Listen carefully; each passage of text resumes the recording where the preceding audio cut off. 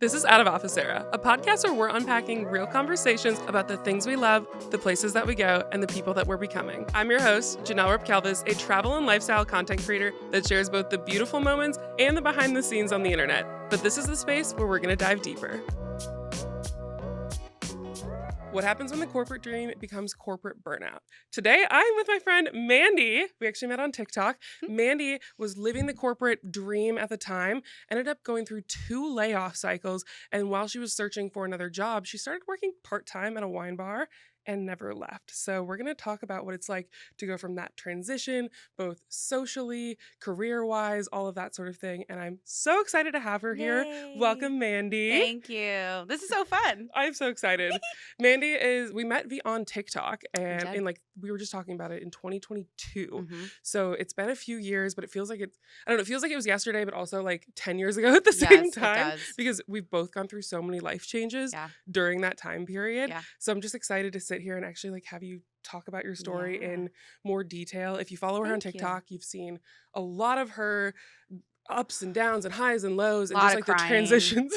A lot of crying. A lot of tears. So let's like rewind though, in case people aren't familiar with your story. What was like your career in corporate like? What did that look like? Yeah. So my background is in recruiting and project management. I got into recruiting right after I graduated college, went into the kind of like recruiting agency world that a lot of people I feel like enter upon graduating when they're actually, I knew I wanted to go into recruiting.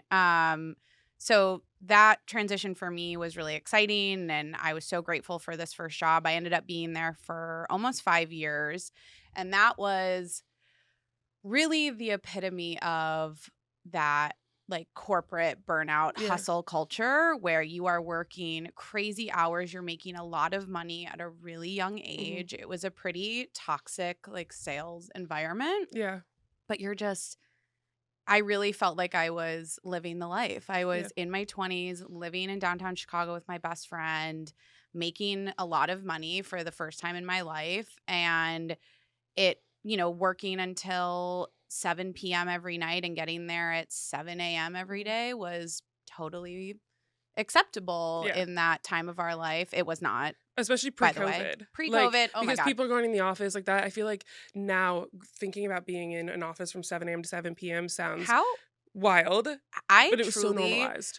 Look back on my life in my 20s and I'm like, how was I going to work, working out, going out all the time? In full glam, like 24/7. In full glam. I looked amazing.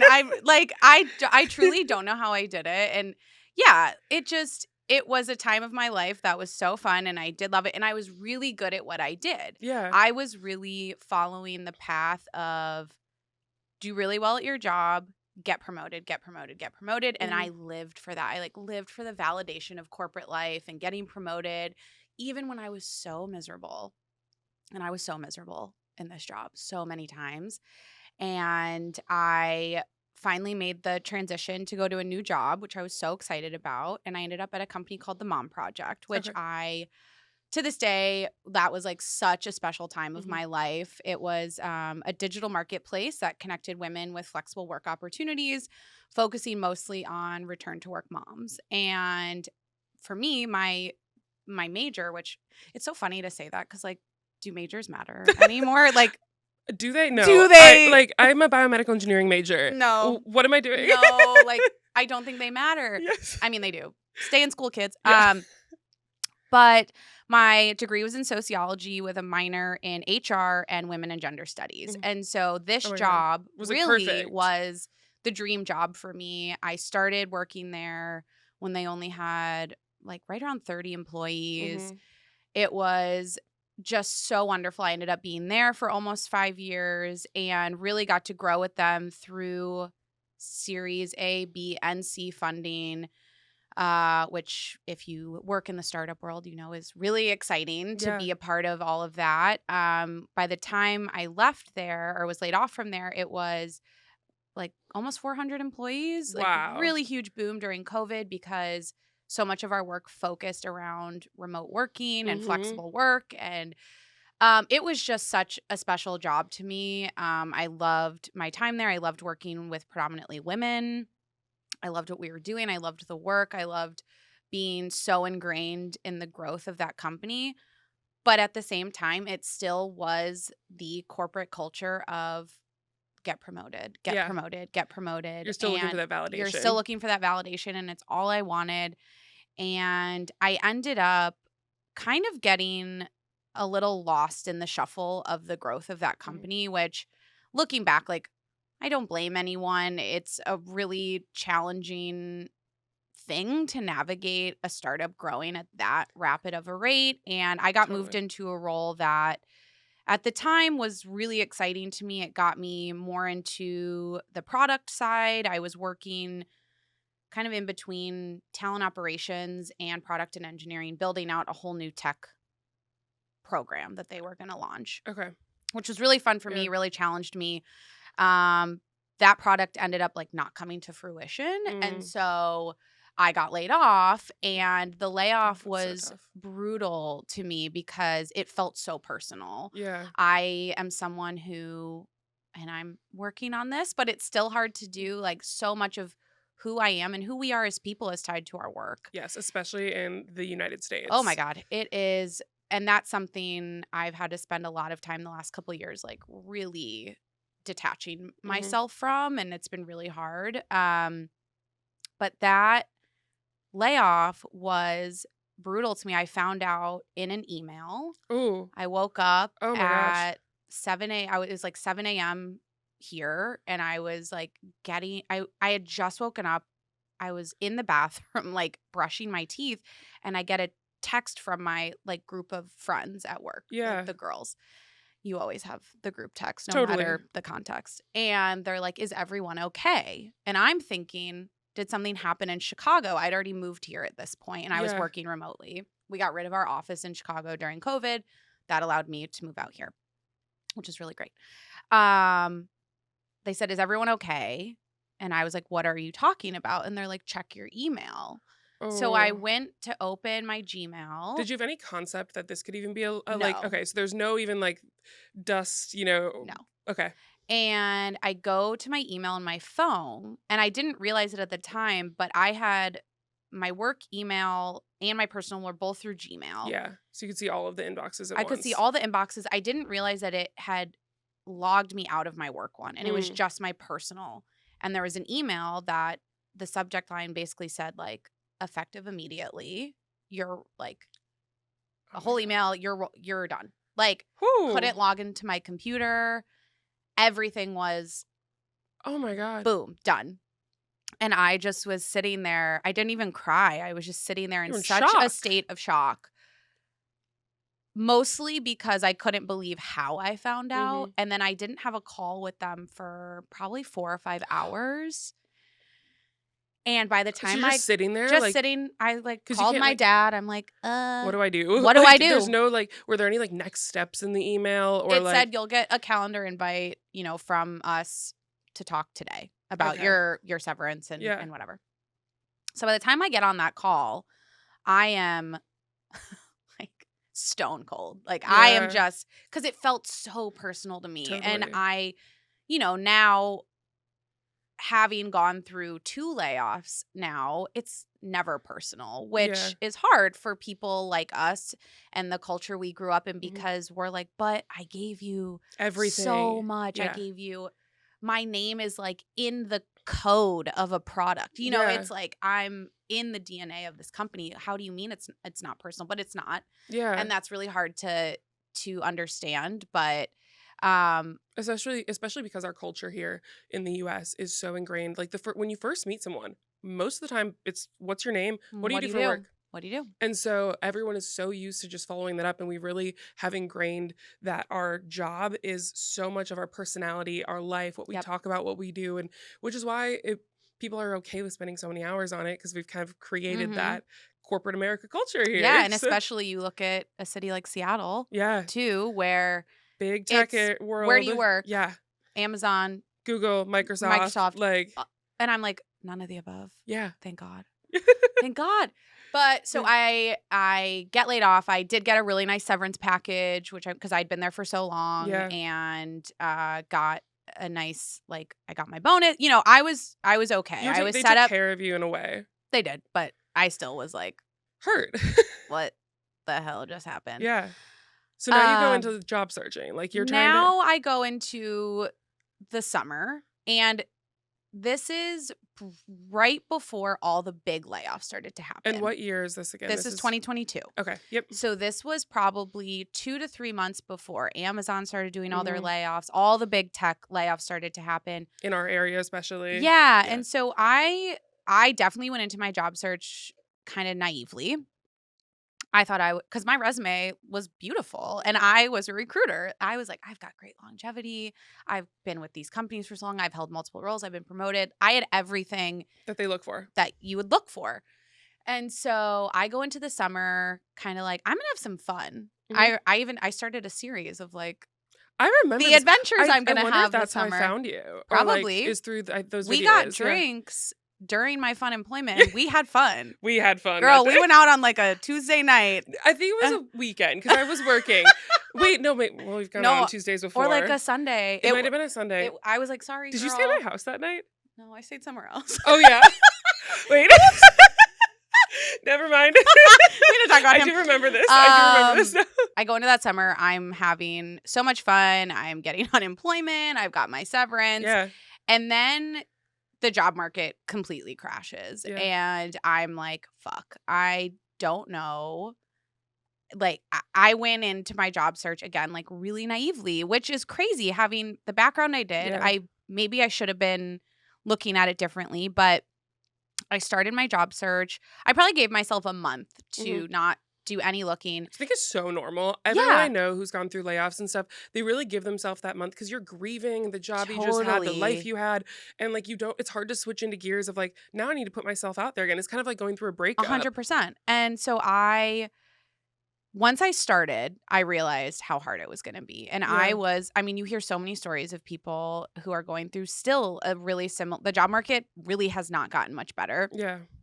Who I was applying to hundreds of jobs. And that's a job in itself, applying for jobs. And it took such a toll on my mental health. I can't even tell you the amount of interviews and rejection. And I really started to feel like, was I actually ever good at my job? Or did people just like me? Or like, how am I not getting a job?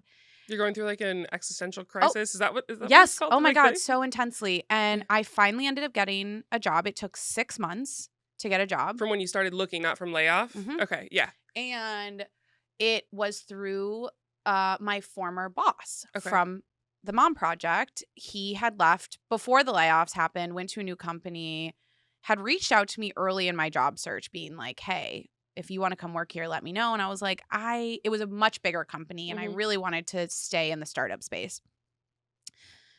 I end up reaching out to him at the end of like the 6 months and I'm like, hey, how y'all doing? Hey, I'm back. And he's like, for sure, let's do it. And so I end up getting a job there and it was not exactly what I wanted to do, but I was just grateful to have a job. Yeah. And that is also, I think, something I've heard from so many of my friends who've gone through this. It's like, well, it's not exactly what I want to do, but, maybe I can make this work. Like, it's not awful. It's just, I'm going to keep maybe searching. Yeah. A lot of times people just end up being so burnt out they can't even search at the same time. And I think that's really when my mind, like the way I viewed work really started to shift when I accepted this job.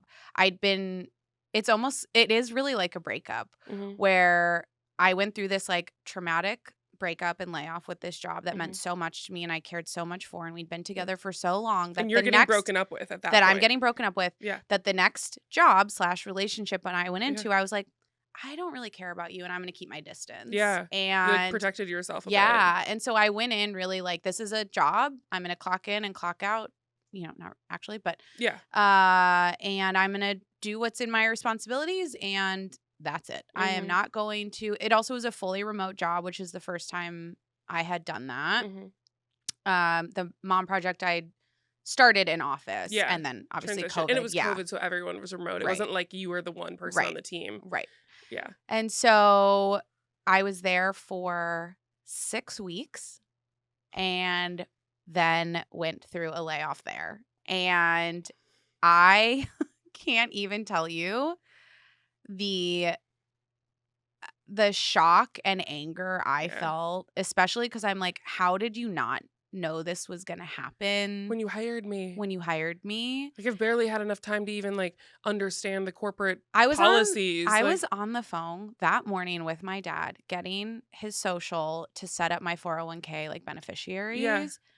And I like called him back later that day and he's like, "Oh, do you like have another question?" And I'm like, "Just kidding. doesn't matter. Literally doesn't matter." I'd gotten 2 paychecks at this point. That's Yeah, it. I got 2 weeks of severance. yeah, because you just started there, Just so it's like started. perfect. And I remember getting a message from someone I was working on a project with, and they were like, "Hey guys, just as a heads up, like I just got laid off." And I'm like, Oh, "What the fuck?"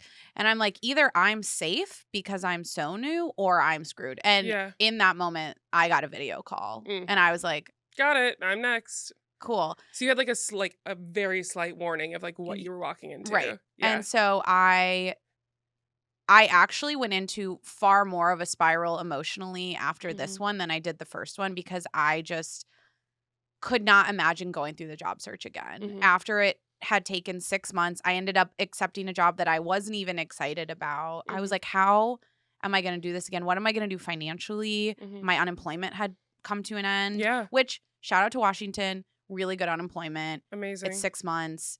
It's like shout out to living here. Yeah. Um and I didn't know what to do. And I knew I didn't want to approach my job search in the same way that I had before because it clearly didn't work and my mental health was so in such a shitty place that I could not do that again. And so I did approach my job search differently this time. I didn't do it first thing in the morning. I'd start my day with a walk every day, which like I remember this. It's like the yeah, hot girl walk era. And like also yeah, I noticed as your friend some of the transition in your mindset. And obviously I got to know you better during that yeah, time because I met you right after your first yep, layoff.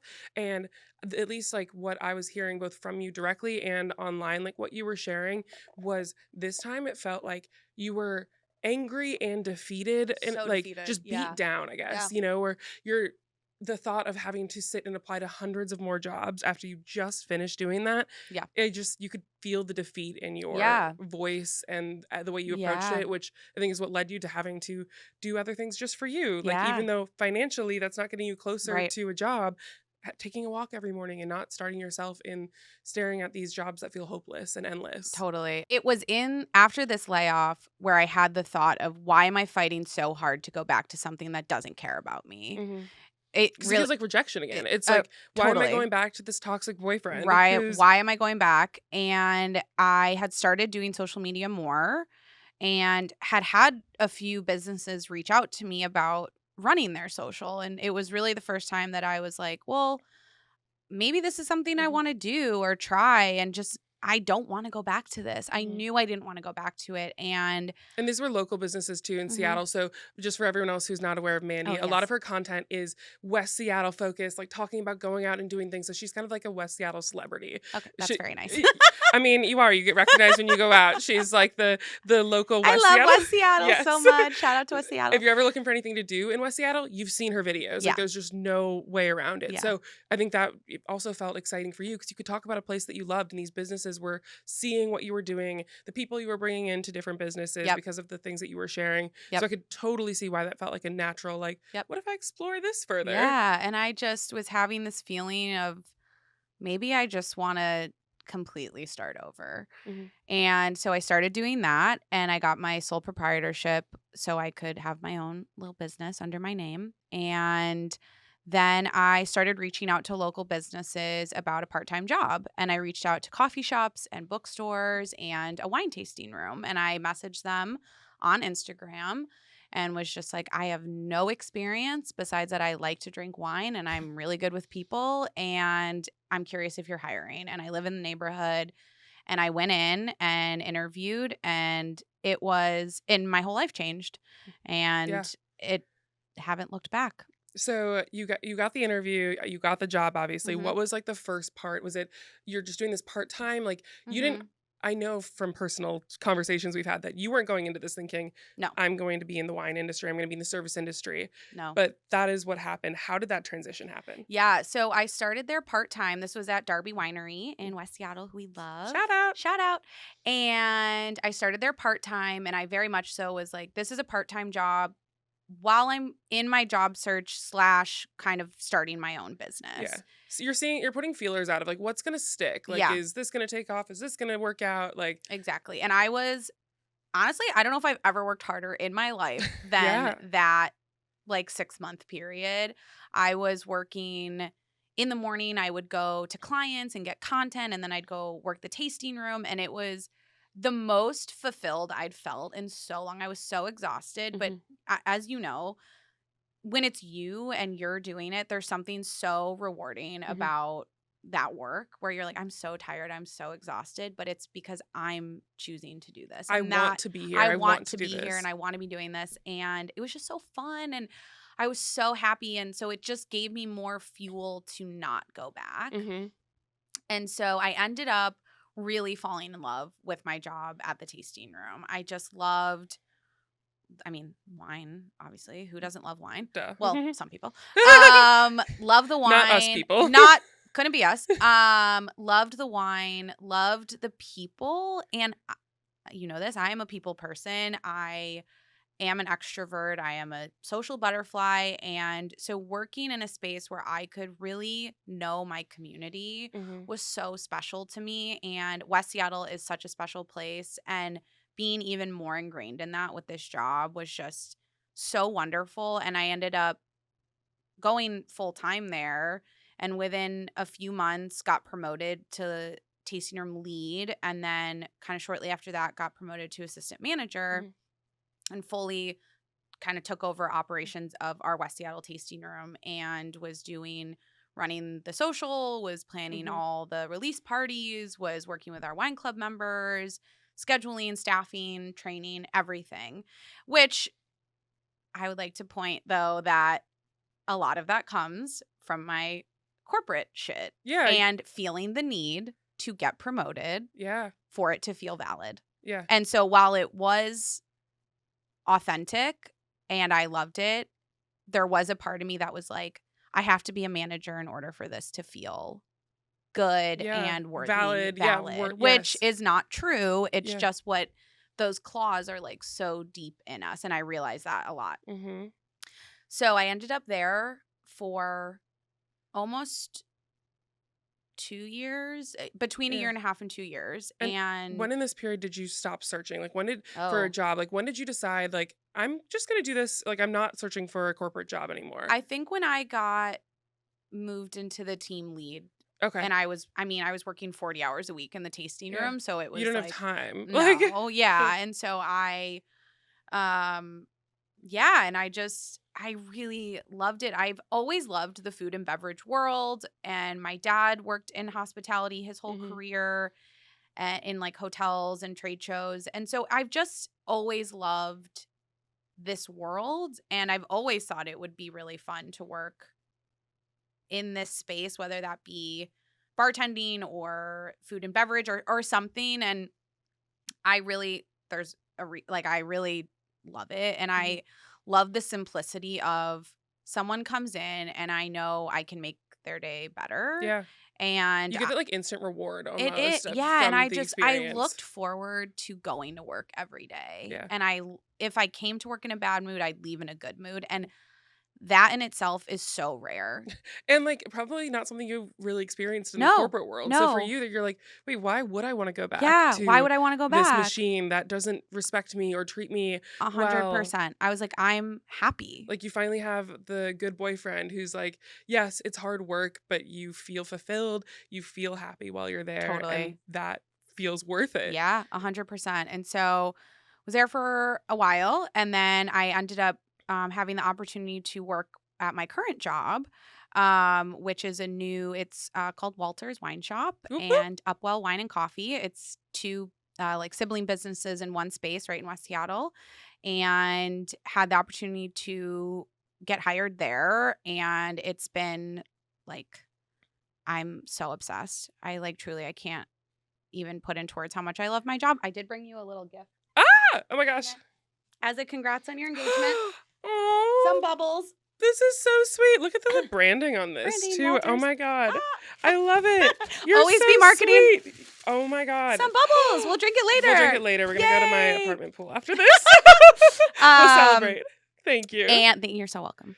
And the owner, one of the co-owners, Chris Tangi, is a master sommelier. And incredible. Which, for those who don't know, It's there's very hard. Very hard. There's less than 300 of them in the world. Yeah. He was the second youngest person to ever become a master som, and he is so amazing. And the fact that I get to like get paid to learn from him is just crazy. Yeah. And it's such a rare thing. Like master soms are, it's a very hard, very esteemed thing to be able to get to that level. Like this, they can smell a glass of wine and taste it, and they're like, "Oh, this was from this grape from this region It's and insane. this vintage," and like blah blah blah. And truly, we have hundreds of bottles of wine, and I'll be like, "Tell me about this," and he can tell me every single thing without looking at the bottle or the label. They already know. It's crazy. Like the attention to the detail in their palate is so refined. Yeah. I just have to like give master soms their credit here because I don't think people understand. And he's like so cool and humble and nice and fun and like a great boss. And so that on top of it is just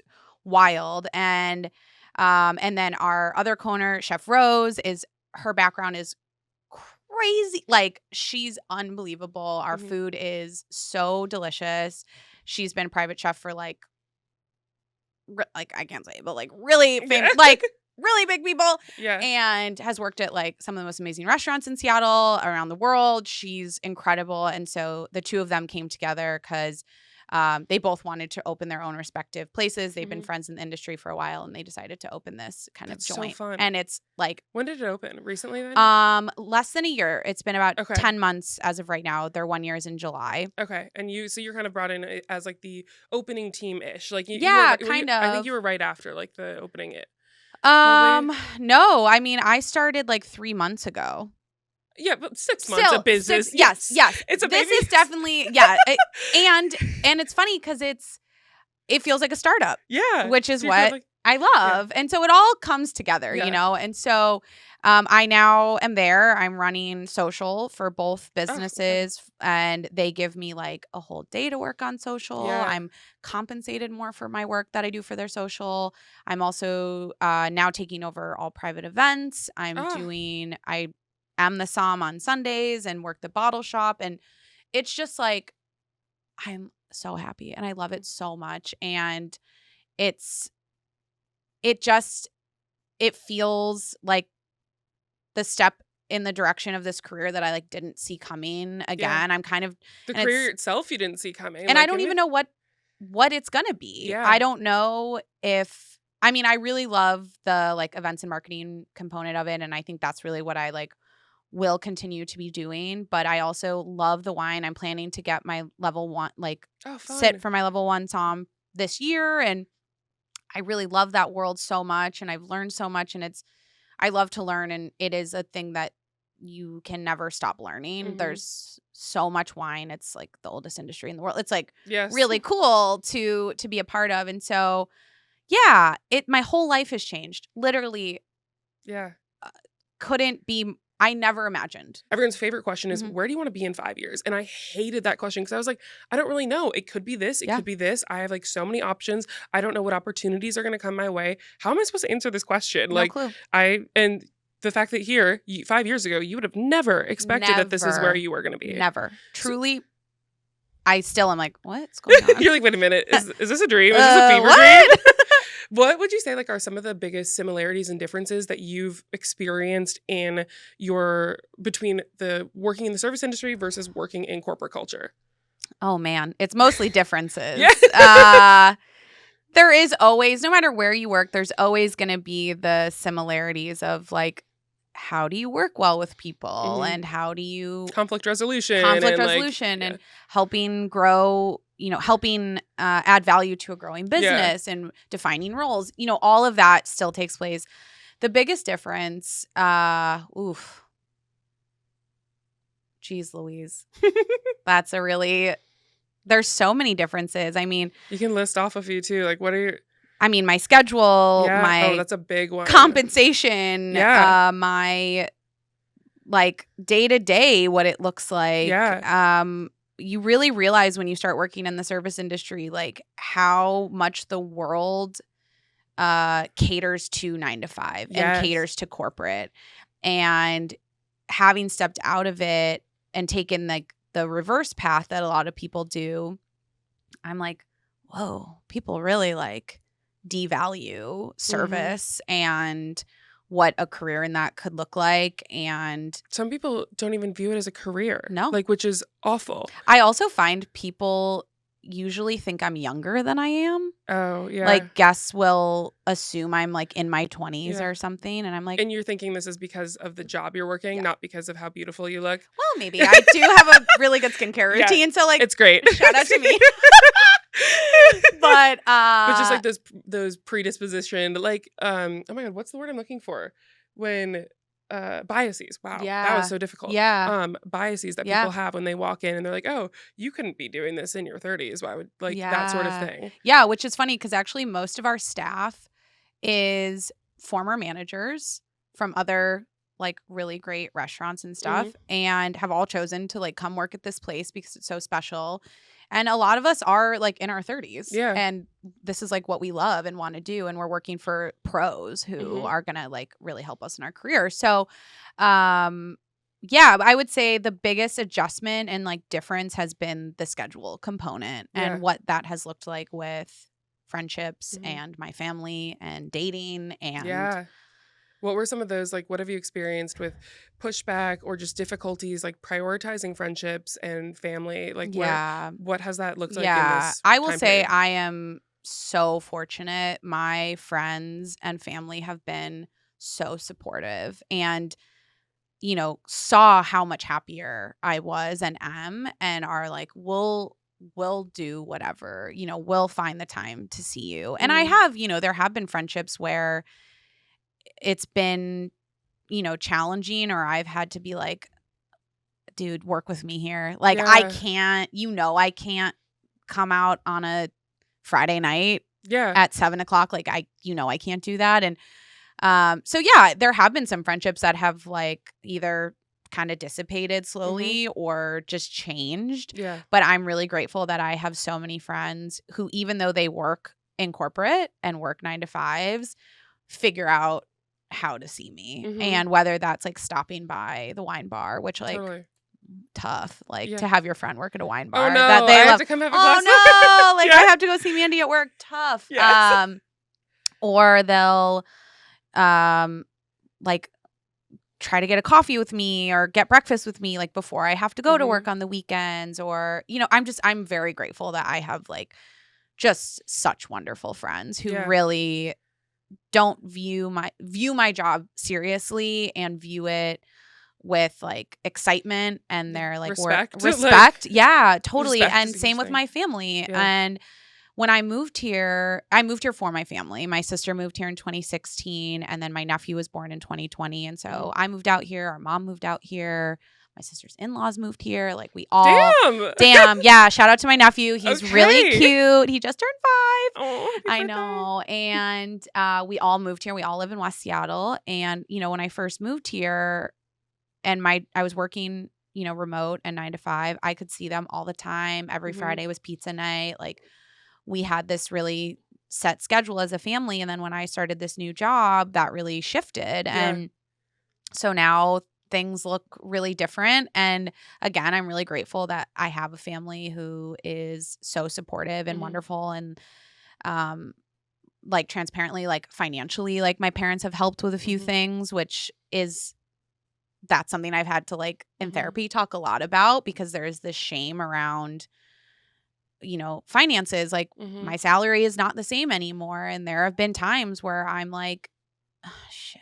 And like my parents are so wonderful. I could like cry. I love them so much. And like, they've been so proud of me to like do something different. And they're like, don't worry. Like we got it. That's, you know, like so nice. And like, that's crazy. To, like, it's not crazy. That should be the standard, but it's, I'm very, very lucky that I have the support system that I do and people that have, celebrated it and respected it. I think that's probably like the biggest word is respect and are like so excited for me. And that's really cool. Which is what should happen. But unfortunately, so many families and socially people think like, when are you going to get a real job? As if this isn't a real job. Yeah. You know, as if the work you're doing isn't valid enough for you to be happy, successful, that sort of thing. And success can be way more than financial success. And I remember my mom saying when I started working at the tasting room, she was like, you were never meant to be behind a desk. Yeah.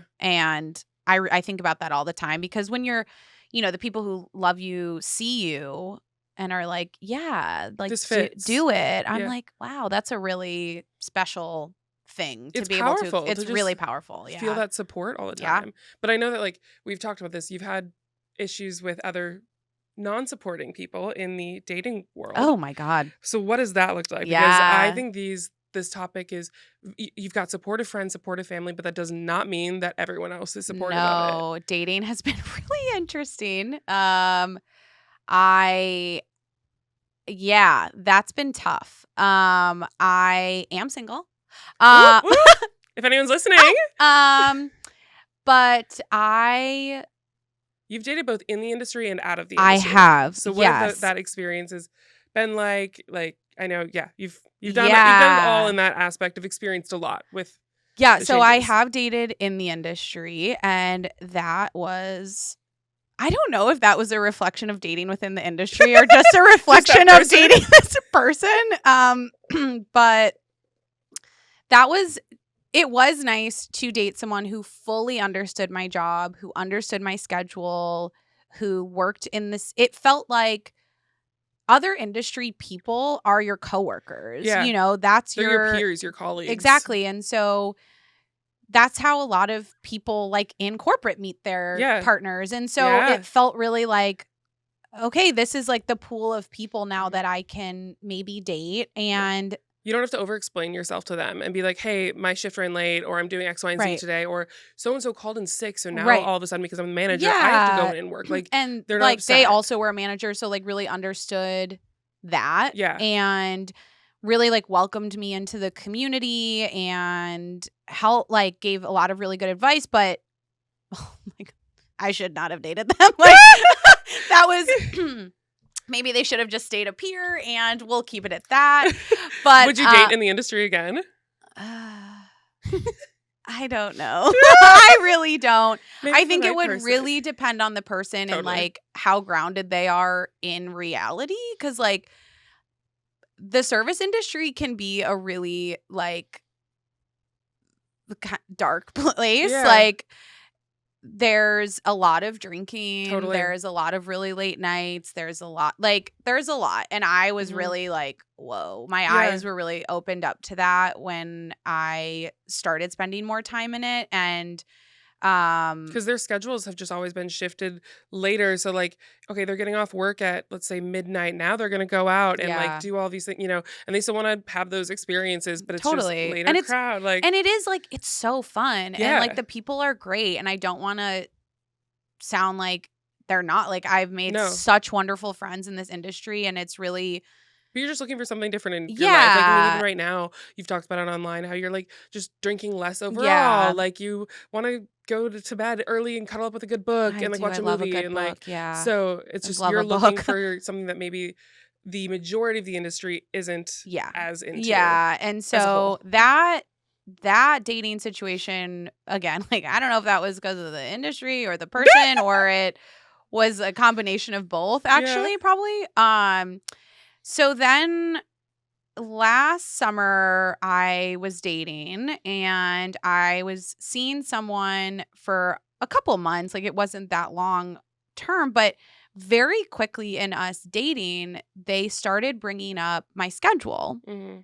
And they were like, well, how would we like progress this relationship if you're not free on the weekends? And I'm like, all the other time? Like, all the other days? Like, I have time off. And mind you, my former schedule was, I would say it was industry light. Like, I was done by 8 o'clock on the weekends. Ugh, that was really nice. But now, Thursday, Friday, Saturday, I'm usually out of there by like 10:30, 11. Yeah. And so that situation was like, what do you mean? I can literally come over. Like, we could have a late dinner. We can go out to dinner. Yeah. And so, like, there was some like signs right away, and like, you know, they positioned it as like, well, I really like you and I want to spend time with you and blah blah blah, and I'm like, okay, well, like, Well, calm then you'd make down. it work. Also, right. Also, calm down, dude. Like, it's like our second date. Yeah. And so it kept coming up, and finally he was like, I don't think I can date someone with your schedule.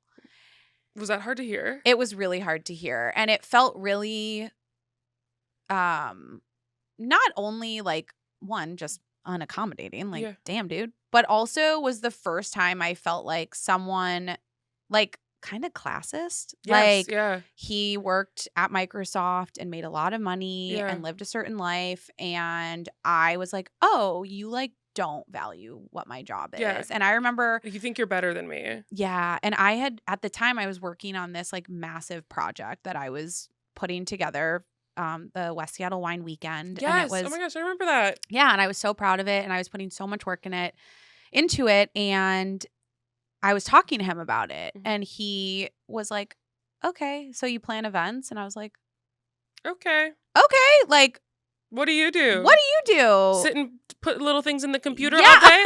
Good job. Like, congrats. Congrats, my guy. So and it was like in that moment where I was kind of like, oh, okay, you don't see my job as something valid or real. Yeah. And when we did not date. I think it was actually might have been that night that it ended. Yeah. And he was like, I don't think I can date someone who has this schedule. And I was like, oh. And then I was just like annoyed and angry because it felt really belittling. Yeah. And after that, I really wasn't sure kind of how I wanted to navigate dating. I was like, I Mhm. don't necessarily want to date within the industry, but I also don't necessarily know if dating someone who works a 9 to 5 is going to work anymore. Based on this experience. Like, Yeah. And I've gone on some dates with people who work like trade jobs, and like that's really like, they just like, people just, whether it's service or Mhm. trade or something, like they just understand what it means to have your non-traditional job. non-traditional job and a non-traditional schedule. Yeah. And so, yeah, right now I'm not dating. Mhm. I'm now in a place where I have more free time because I have more nights off now with my new job. So that also, like, the schedule component of it was really Mhm. hard, where I'm like, in my last job, I had 2 nights off a week. That's Mhm. it. Yeah. And so I was using those nights to see my friends, see my Family. family, or just be alone. Yeah. When you work a job that requires all of your energy. And you're around people all the time. All the so, like, time. you're using all of that energy for And that. I am an extrovert, but Yeah. like, It still just takes energy. I out love of to be you. alone. Yeah. And so it just really felt like I couldn't do it. Now I'm really fortunate that I have 4 nights off a week. Wow. Because Oh I my have gosh, that's Monday and exciting. Tuesday off, and then Wednesday is my social day, so I'm done around 5. And Sundays I'm also done around 5. Wow.